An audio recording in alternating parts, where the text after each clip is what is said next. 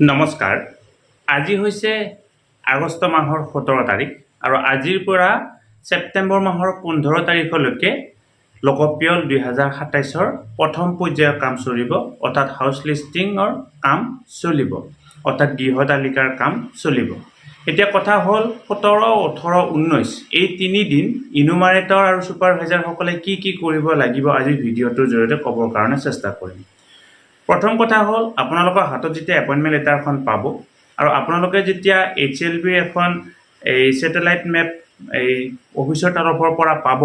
আপোনাৰ প্ৰথম কাম হ'ব আপুনি আপোনাৰ ছুপাৰভাইজাৰৰ সহযোগত সেই নিৰ্দিষ্ট ৰেভিনিউ ভিলেজখনৰ ৰাজহ গাঁওখনৰ গাঁওবুঢ়াজনৰ লগত যোগাযোগ কৰা। গাঁওবুঢ়াজনৰ লগত যোগাযোগ কৰাৰ পিছত গাঁওবুঢ়াজনে আপোনাক সেই যিখন ছেটেলাইট মেপ মতে তেখেতে কি কৰিব, আপোনাৰ বাউণ্ডেৰীটো সমজাই দিব। যদি আপোনাৰ এই যিখন ৰাজহ গাঁওখন সৰু হয় তেতিয়াহ'লে সেইটো এটা ছিংগুল HLB হ'ব, কিন্তু যদি ৰাজহ গাঁওখন ডাঙৰ হয় তেতিয়াহ'লে গাঁওখনক 2টা বা 3টা HLB বা 4টা 5টা HLBটো ভাগ কৰিব লগা চিটুৱেশ্যন হ'ব পাৰে। সেই ক্ষেত্ৰত যদি ছিংগুল HLB হয়, অৰ্থাৎ ছিংগুল ৰাজহ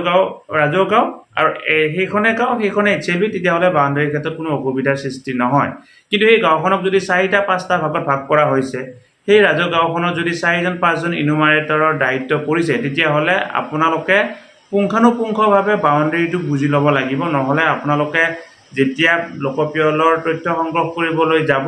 আৰু প্ৰথম যেতিয়া আপুনি লেয়াৰ্ড মেপখন বনাব, লেয়াৰ্ড মেপখনত বনোৱাৰ সময়ত কোনোবা ঘৰ ব্যক্তি হয়তো বাদ পৰি যাব পাৰে বা কোনোবা ঘৰ ব্যক্তি হয়তো আপোনাৰ তাত সোমাই যাব পাৰে। গতিকে আপুনি এই কামখিনি কৰাৰ পিছত প্ৰথম আপুনি বাছি উলিয়াব লাগিব সেই ঠাইখনত কিবা বিশেষ লেণ্ডমাৰ্ক আছে নেকি বা উল্লেখযোগ্য স্থান আছে নেকি। তাৰ পৰৱৰ্তী পৰ্যায়ত স্কুল বা হস্পিটেল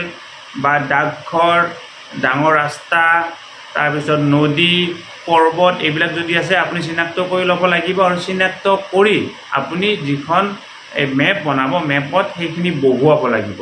এইখিনি বহুৱা হোৱাৰ পিছত আপোনালোকৰ যিখন HLB পাব, HLB মতে যেতিয়া চাৰিসীমাটো দি ল'লে, ভিতৰত লেণ্ডমাৰ্কবিলাক দিয়াৰ পিছত আপুনি কি কৰিব, মানুহৰ ঘৰে ঘৰে যাব।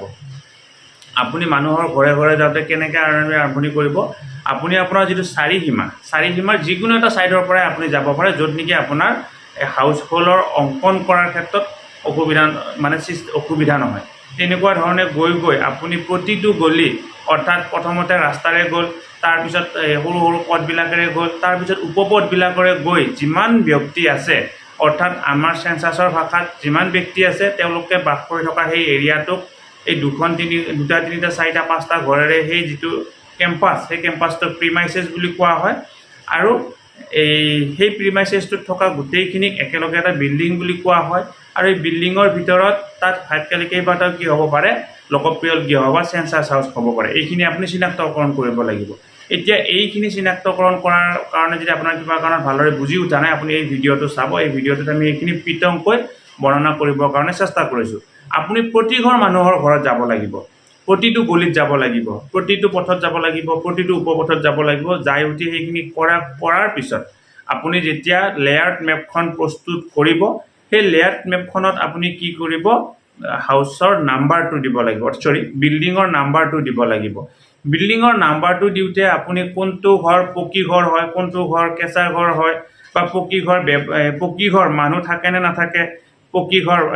কেঁচা ঘৰ মানুহ থাকে নে নাথাকে, এই আটাইখিনি আপুনি ঠিক ঠাক কৰি ল'ব লাগিব। তাৰ কাৰণে আপুনি পকী ঘৰ হ'বলৈ কাৰণে কি ক্ৰাইটেৰিয়া ফিল আপ কৰিব লাগিব, কেঁচা ঘৰৰ কাৰণে কোনবিলাক ঘৰক কেঁচা ঘৰ বুলি কোৱা হয়, এই সকলোখিনি তথ্য জানিব লাগিব। আমি পৰৱৰ্তী পৰ্যায়ৰ ভিডিঅ'ত কেনেকুৱা ধৰণে এখন HLBৰ লেআউট মেপ প্ৰস্তুত কৰে সেই ভিডিঅ' প্ৰস্তুত কৰিম, অৰ্থাৎ এই আটাইখিনি কথা বৰ্ণনা দিবৰ কাৰণে চেষ্টা কৰিম। এই আটাইখিনি হোৱাৰ পিছত আপুনি যিখন লেআউট মেপখন ফাইনেল কৰিব। আৰু এই লেআউট মেপখন আঁকোতে আপুনি কি কৰিব নালাগে, মাপনি ব্যৱহাৰ কৰিব নালাগে, অৰ্থাৎ স্কেল ব্যৱহাৰ কৰিব নালাগে। এখন অনুমানিক মেপ হয়, কিন্তু আপুনি 100% পাৰফেক্ট কৰিবৰ কাৰণে চেষ্টা কৰিব। এতিয়া আপুনি কি কৰিব লাগিব, আপোনাৰ বিল্ডিং নাম্বাৰবিলাক দিব লাগিব। আৰু এই বিল্ডিং নাম্বাৰবিলাক মেপত দিওঁতে এটা বিশেষ কথা মন কৰিব লাগিব, আপুনি আপোনাৰ যিটো হাউচ লিষ্টিং ব্লকৰ এই যিটো নৰ্থ আৰু ৱেষ্ট, অৰ্থাৎ যিটো উত্তৰ আৰু পশ্চিম দিশ, আপুনি সদায় হাউচ লিষ্টিং ব্লকৰ প্ৰথম বিল্ডিংটো তাত দিব লাগিব অৰ্থাৎ আপুনি আপোনাৰ লোকপিয়লৰ যিটো সাৰ্ভে কৰিব যিখিনি তথ্য সংগ্ৰহ কৰিব তথ্য সংগ্ৰহ কৰাৰ প্ৰচেছটো আৰম্ভ কৰিব লাগিব উত্তৰ আৰু পশ্চিম দিশৰ পৰা আৰু শেষ কৰিব লাগিব দক্ষিণ আৰু পূব দিশত এইটো এটা সেন্সাছৰ মানে নিৰ্দেশনা দিয়া হৈছে কিবা ক্ষেত্ৰত কৰবাত এই যিটো ব্যৱস্থাটোৰ অকমান খেলিমেলিও হ'ব পাৰে সেইটো আপোনাৰ HLB খনৰ ওপৰত ভিত্তি কৰি নিৰ্ভৰ কৰিব কিন্তু আপুনি এটো মনত ৰাখিব লাগিব আপোনাৰ ষ্টাৰ্টিংটো হ'ব নৰ্থ ওয়েষ্ট অৰ্থাৎ উত্তৰ পশ্চিম আৰু একেবাৰে শেষৰ ঘৰখন পাব লাগিব আপুনি আপোনাৰ দক্ষিণ পূব অৰ্থাৎ সাউথ ইষ্ট